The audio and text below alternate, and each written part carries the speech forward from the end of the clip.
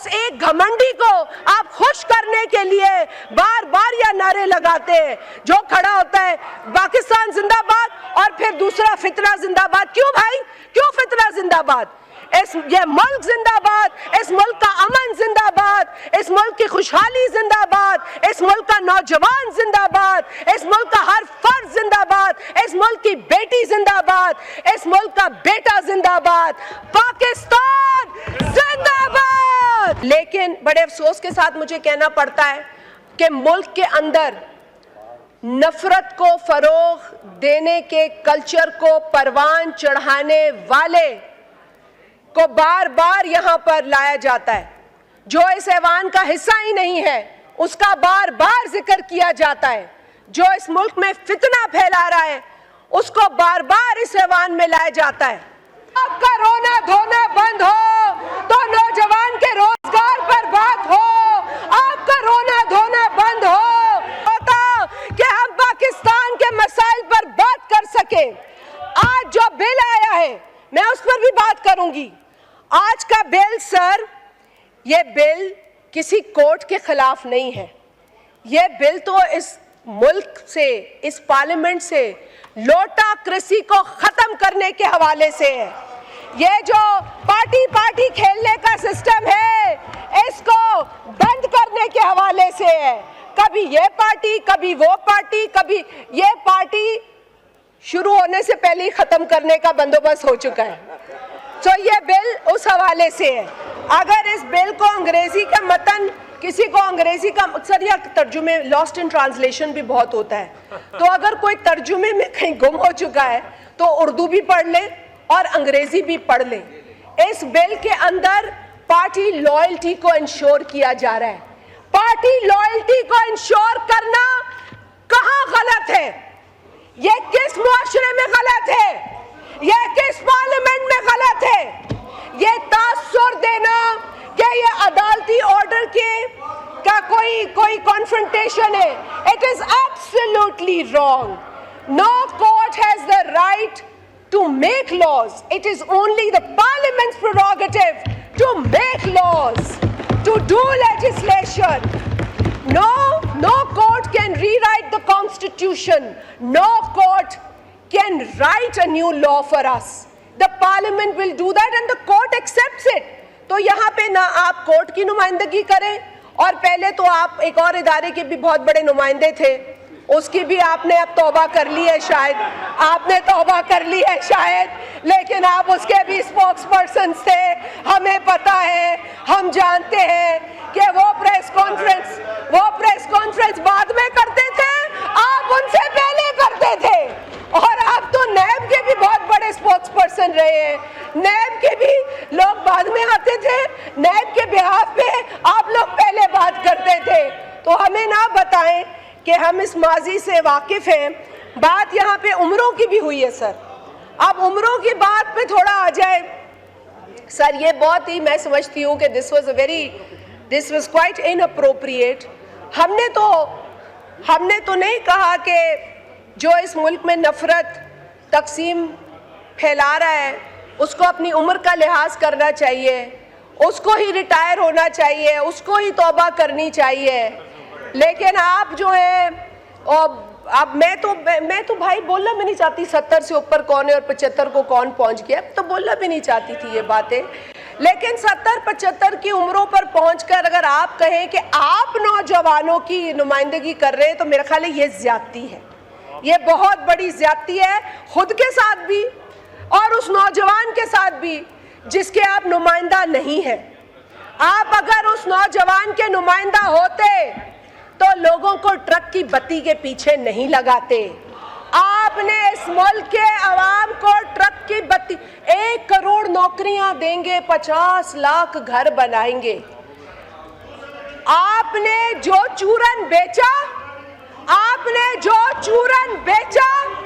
आज आप उस चूरन पर बात भी नहीं करते। आज आप बोलते भी नहीं है कि ये चूरन हम बेच रहे थे, हमने 1 करोड़। आपने अपने केपी में, जहां आप कहते हैं ना जी हमारी हुकूमत है, क्योंकि सिंध के लिए तो जो आपके लीडर की बातें थी ना वो काबिले मजम्मत और काबिले अफसोस है। लेकिन आप जो केपी की बात करते थे ना, आप जो केपी की बात करते थे, वहां आप यूनिवर्सिटीज का फंड कम कर रहे हैं, आप वहां यूनिवर्सिटीज के फंड को काट रहे हैं। आप मुझे बताएं कि क्या केपी में स्टूडेंट्स को तालीम हासिल करने का हक नहीं है? आपने खैबर पख्तूनख्वा का जो हशर किया है, अल्लाह ना करे कि कभी आपको मौका मिले, क्योंकि आपने पाकिस्तान के साथ भी यही करना है। और आज जो आप पाकिस्तान के साथ कर रहे हैं, ये जो आपने नया तरीका, ये जो आपने ये ट्रोल का तरीका लगाया हुआ है, ये जो आपने डिजिटल टेररिज्म किया हुआ है, इसकी भी आपने हदें पार कर दी है। खैर से ये जो आपने डिजिटल टेररिज्म, ना किसी की पगड़ी छोड़ी, ना किसी का दुपट्टा छोड़ा, ना किसी की चादर छोड़ी। आप लोग समझते हैं कि ये डिजिटल टेररिज्म हम बर्दाश्त करेंगे? अब हम बर्दाश्त नहीं करेंगे। ये मुल्क मुतहम्मिल नहीं है तकसीम का, ये मुल्क मुतहम्मिल नहीं है नफरत का। पाकिस्तान के मसाइल उस एक आदमी से बहुत बड़े हैं जिसका रोना रोज रोते हो तुम लोग। बहुत बड़े हमारे मसाइल। मेरी औलाद मुझसे पूछती है, मेरी बस करो, ये दहशतगर्दी नहीं चलेगी। मैं खातून हूँ, एहतराम करो, बैठो। बड़े खवातीन का एहतराम सिखा रहे थे, बैठो और सुनो। अब सुनो इस मुल्क को क्या चाहिए? इस मुल्क को रोजगार चाहिए, इस मुल्क को बिजली चाहिए, इस मुल्क को गुर्बत से निजात चाहिए, इस मुल्क की माओ को अपने बच्चों का मुस्तकबिल बेहतर करना है। वो आपके उमर रसीदा चेयरमैन की आसाइशों पे नहीं बात करनी हमें। उसको फ्रिज दे दो, उसको मुर्गी दे दो, उसको एसी दे दो, उसको ट्रेडमिल दे दो, उसको हर चीज दे दो और पाकिस्तान की आवाम को भूखा मरने दो। उसको सब कुछ दे दो और पाकिस्तान की आवाम को भूखा मारो। आपने हद कर दी है ढिठाई की। आप लोग ये जो बैनर, ये जो आप थोबड़े लेकर आ जाते हैं रोज यहाँ पर, ये जो रोज आप लोग लेकर आ जाते हैं, इससे पाकिस्तान की गरीब आवाम का पेट नहीं भर रहा, इससे हमारे बिजली के बिल नहीं भर रहे, इससे हमारे नौजवान को नौकरियां नहीं मिल रही है। अरे भाई, कल करारदाद आई है फलस्तीन पर, परसों, या कानून साजी आप कैसे कर सकते हैं? आप लोगों को तो ये भी नहीं पता कि आप लेजिस्लेशन कर रहे हैं या करारदाद पेश कर रहे हैं, और करारदाद के ऊपर भी आपको पेट में दर्द होने लगता है, आपको तकलीफ होने लगती है। मुझे आपकी तकलीफ पता है फलस्तीन के हवाले से, क्योंकि आपके अपने लीडर ने एक ज़ायनिस्ट को लंदन में सपोर्ट किया था मेयर इलेक्शन के लिए। तो आप लोग नहीं समझ सकेंगे इन बातों को। But I feel sorry for you people because some things are not defendable.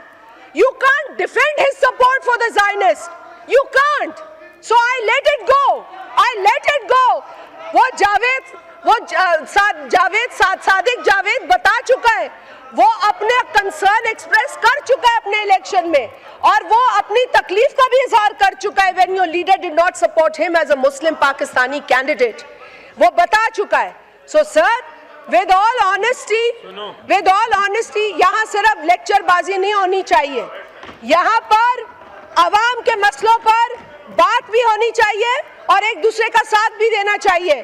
Peoples party इस वक्त इस पाकिस्तान के अंदर जो मसाइल हैं, जो अवाम को दरपेश मसाइल हैं, उसको लेकर परेशान है, वरना हम भी किसी के नखरे बर्दाश्त नहीं करते। हम सिर्फ पाकिस्तान की सालमियत, पाकिस्तान में इस्तेहकाम, पाकिस्तान में अमन के हामी हैं, और हम हर कीमत अदा करेंगे पाकिस्तान के अंदर स्टेबिलिटी को कायम रखने के लिए। हम आप लोगों की तरह हम खुद गर्ज नहीं हैं, हम नहीं हैं खुद गर्ज, और हम साबित कर रहे हैं, करते रहेंगे। लेकिन आप लोगों को भी होश के नाखून लेने चाहिए, आप लोगों को भी पाकिस्तान का सोचना चाहिए। अमेरिका की कांग्रेस में पाकिस्तान में मुदाखलत की रेजोल्यूशन आती है तो आप लोग खुश होते हैं। और रेजोल्यूशन कौन लाता है? जो इजराइल का सबसे बड़ा सपोर्टर है। रेजोल्यूशन कौन लाता है? जिसने कई बिल पास किए इजराइल को वेपनाइज करने के, और आप यहाँ खुश होते हैं कि ओ हो वो इजराइल का सपोर्टर जो है कांग्रेसमैन, उसने हमारे लिए वहां पे बात की, उसने बात की, पाकिस्तान में मुदाखलत की और आपने उसे वेलकम किया। I say it's a shame that you have done this. Pakistan Peoples Party को इन्हीं अदालतों से बदतरीन फैसले मिले। शहीद जुल्फिकार अली भुट्टो को फांसी लगाई गई, लेकिन एक भी कारकुन ने किसी पर हमला नहीं किया।